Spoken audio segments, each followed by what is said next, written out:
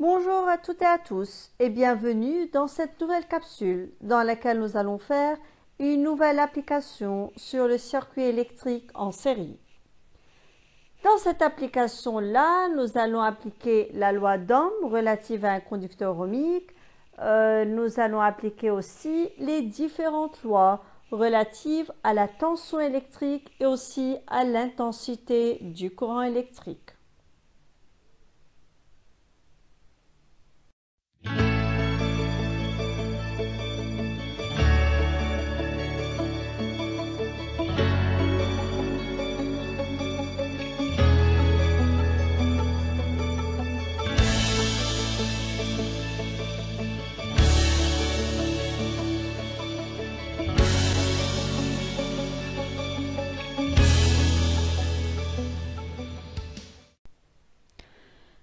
Voilà la donnée de cette application. Le montage du document ci-contre comprend un générateur qui maintient entre ses bornes une tension constante égale à 6 volts. Alors le générateur délivre une tension de 6 volts et deux conducteurs ohmiques de résistance respective R1 et R2. Première question. Un courant d'intensité de 100 mA traverse la résistance R1. Nous devons déterminer en premier lieu la valeur de l'intensité du courant électrique qui traverse l'autre résistance, la résistance R2. Ensuite, nous devons calculer la tension aux bornes de l'ensemble de ces deux résistances. Troisièmement, en déduire la valeur de la résistance équivalente RE du groupement. Quatrièmement, la tension U1 au bord de la résistance R1 est maintenant de 2 volts. Quelle est alors la valeur de R1? Cinquièmement, calculer la valeur U2 au bord de la résistance R2, en déduire la valeur de la résistance R2. Et finalement, nous devons comparer RE, la résistance alors équivalente du groupement, et nous devons comparer cela à R1 plus R2. Que peut-on en conclure? Voilà alors les différentes questions de cet exercice. Prenez un peu de temps pour relire ces questions et commencer à penser comment faut-il les résoudre.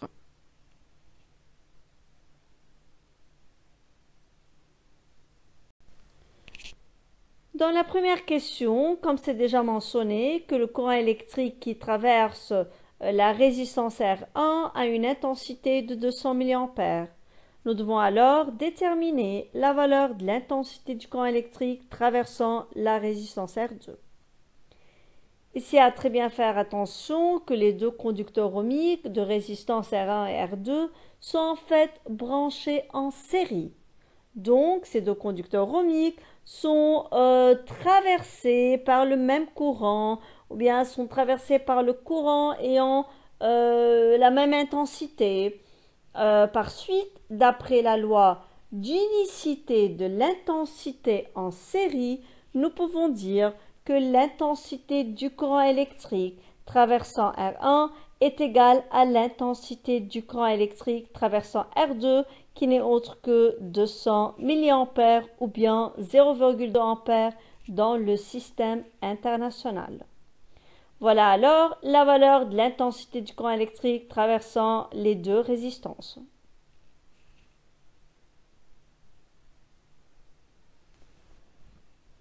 Maintenant, nous devons calculer la valeur de la tension électrique aux bornes de l'ensemble de ces deux résistances. Ici, pour calculer la valeur de cette tension-là, nous devons appliquer la loi d'additivité des tensions en série, puisque le générateur et les deux conducteurs ohmiques sont en fait branchés en série. Donc, d'après cette loi-là, la tension aux bornes du générateur est égale à la tension aux bornes du premier conducteur ohmique plus la tension aux bornes du deuxième conducteur ohmique.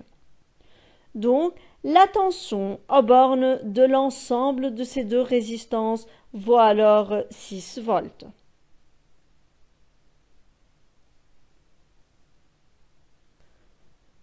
Dans la troisième question, nous devons déduire la valeur de la résistance RE du groupement. Pour calculer cette valeur-là, nous allons appliquer la loi d'Ohm aux bornes du conducteur ohmique équivalent. D'après cette loi-là, la tension aux bornes de la résistance équivalente est égale à la valeur de la résistance équivalente multipliée par l'intensité du courant électrique traversant la résistance équivalente. Pour trouver RE, nous devons alors tout simplement diviser la tension aux bornes du conducteur ohmique de résistance RE par l'intensité du courant électrique traversant RE. Pour la tension U aux bornes du conducteur ohmique équivalent, ce n'est autre que la tension aux bornes du générateur qui est égale à 6 volts. Et pour l'intensité du courant électrique traversant RE, ce n'est autre que l'intensité, c'est la même valeur en fait que l'intensité du courant électrique traversant R1 ou bien celle du courant électrique traversant R2 qui n'est autre que 200 mA ou bien 0,2 A comme on vient de voir. Donc divisons 6 volts par 0,2 A, nous obtiendrons la valeur de la résistance RE du groupement qui est égale à 30 ohms.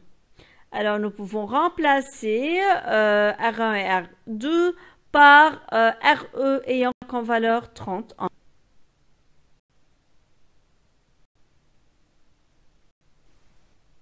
Quatrièmement, la tension maintenant aux bornes de la résistance R1 est égale à 2 volts. Alors U1 égale 2 volts. Quelle est la valeur de la résistance R1? Que pensez-vous? Comment peut-on calculer la valeur de R1?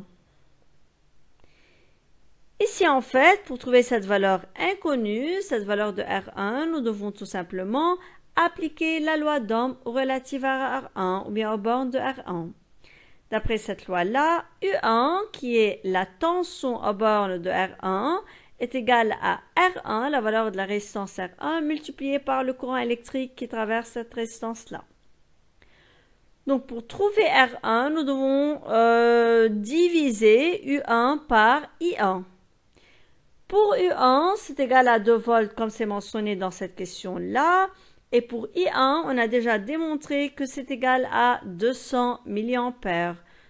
Ou bien on n'avait pas à démontrer, c'était déjà donné dans la première question que l'intensité du courant électrique traversant R1 est de 200 mA, c'est-à-dire de 0,2 A. Puisque à chaque fois qu'on va utiliser la loi d'Ohm, à très bien faire attention que les valeurs doivent être dans le système international. Donc, la valeur de la tension doit être toujours en volts, la valeur de l'intensité du courant électrique doit être en ampères, et par suite, la valeur de la résistance sera en ohms. Donc, divisons ici 2 volts par 0,2 ampères, nous obtiendrons la valeur de R1 qui sera égale à 10 ohms. Voilà comment on a pu répondre à cette question tout en appliquant la loi d'Ohm relative à R1.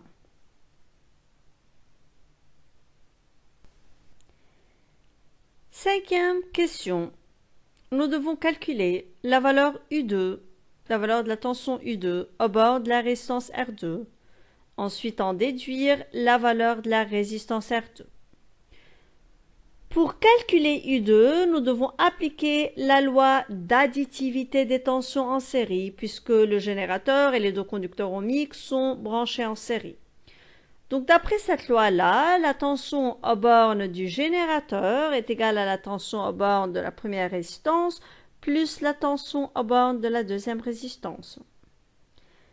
L'inconnu à trouver ici est U2, c'est la tension aux bornes de la résistance R2. Donc, pour calculer U2, nous devons tout simplement faire le suivant, faire UG moins U1. Alors, la tension aux bornes du générateur qui est égale à 6 volts, moins la tension aux bornes de la résistance R1 qui est égale à 2 volts, comme c'est déjà donné précédemment. Donc, U2, la tension aux bornes de la résistance R2 sera égale à 4 volts. Voilà, on a répondu à la première partie de cette question-là. En déduire maintenant la valeur de la résistance R2 pour calculer la valeur de cette résistance. Quelle loi pensez-vous faut-il appliquer ici pour calculer la valeur de la résistance? Alors, on doit appliquer la loi d'Ohm relative à R2. D'après cette loi-là, U2, la tension en bande de R2, est égale à R2 fois I2. Pour trouver R2, nous devons diviser U2 par I2. U2, on vient de la calculer, c'est de 4 volts. I2, on a déjà répondu à cette question. C'est en fait égal à 200 mA qui est égal à 0,2 ampères puisque toujours les valeurs doivent être dans le système international. Donc divisons 4 par 0,2 ampères, nous obtiendrons la valeur de R2 qui sera égale à 20 ohms.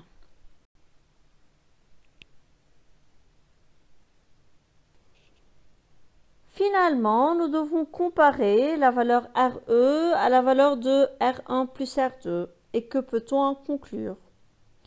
Pour comparer ces deux valeurs, en premier lieu, pour RE, on vient de trouver, je pense, dans la deuxième question, c'était de trouver la valeur de RE. On l'a déjà trouvé, qui était égale à 30 ohms. Pour la valeur de R1, on l'a calculé, c'est de 10 ohms. Et pour R2, on vient de la calculer, c'était de 20 ohms.